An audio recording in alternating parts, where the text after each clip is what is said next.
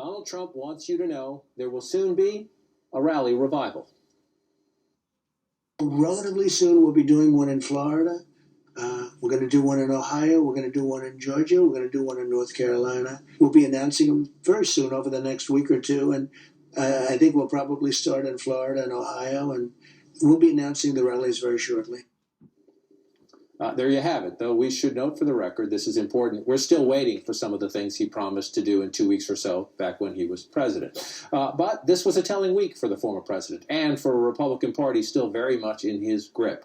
New reporting of a criminal investigation that makes clear Trump's deepening legal woes. Yet, clear new evidence here in Washington and in several states that for many Republicans, staying in Trump's good graces remains rule number one. With us to share her reporting and her insights, Maggie Haberman of the New York Times. Maggie, it is great to see you. You tweeted this yesterday in response to a story about how Trump is still everywhere in stories about Republican politics. Hard to make the GOP subject move past Trump when he is injecting himself into the GOP discussion repeatedly. And he has done just that with a number of statements, whether it's about the January 6th commission, whether it's repeating some of the big lie stuff. But a lot of people see Trump and they think it's just this sort of, undisciplined, toddler-like guy rambling out statements. Michael Gerson, writing in the Washington Post with a very different view, I want to see if you agree. He writes, in some ways, the Trump movement of authoritarian populism is forward-looking. It eternally relitigates the 2020 election as preparation for the next.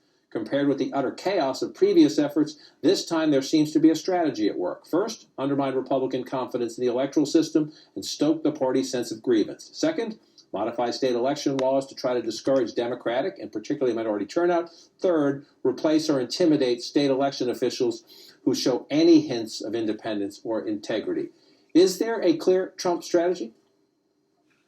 No, and I don't think that it is cohesive in the way that Gerson writes it, but I do think that a bunch of different things are going on simultaneously that could benefit Trump. I think that the Republicans who are rewriting election laws in various states, many of them are not doing it, John, with the idea that Donald Trump can benefit from this in 4 years. Some of them certainly are, but by no means all. There are a lot of Republicans who are hoping to curtail voting restrictions in a number of states so that other candidates can emerge in 2024. And then Trump as himself, you've heard me say this for 6 years, does not really operate on strategy. I also think that the rallies that he's doing or talking about doing, as you said, we don't see them yet, but I don't think it's a coincidence that he is stepping up the conversation about this as the investigations into him in New York are also stepping up. Right, stepping up so that A, he keeps his visibility, but B, he uses these things to raise money, and he may need money for legal fees. I want you to listen. This is Jennifer Weisselberg, who is the divorced. She's divorced from a deputy, the son of Alan Weisselberg, who's the CFO of the Trump Organization. She has turned over considerable documents to the investigators. We learned, CNN, the New York Times, both reporting in recent days, this is now a criminal investigation by the New York State Attorney General. Listen to her take on this investigation.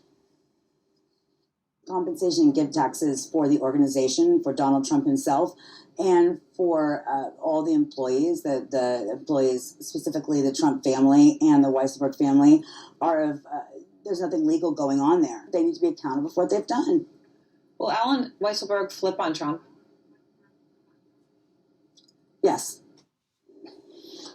She does not think, she thinks Mr. Weisselberg will flip when it comes to it. And we have to be careful. There's a divorce involved here. There are family relationships involved here. But her take that essentially that the enterprise is an illegal enterprise. I assume when the former president hears that, he bristles and more. I don't think it thrills the former president, and I would say that another reason why he is doing these rallies or talking about doing these rallies is not just about raising money, John, but it's also about giving him something that he can point to and say, look, see, these investigators are going after me because I'm so formidable for 2024, and it's trying to conflate the legal and political and the public relations aspect of it, which is what he has done throughout his presidency and well before that. I do think that Jennifer Weisselberg is offering these prosecutors a window certainly into mindset, and yes, there is a contentious divorce involved, but a mindset as well as documents that they can use from certain Weisselberg accounts to compare against the Trump tax return documents that those prosecutors now have, and I think that that's really vital.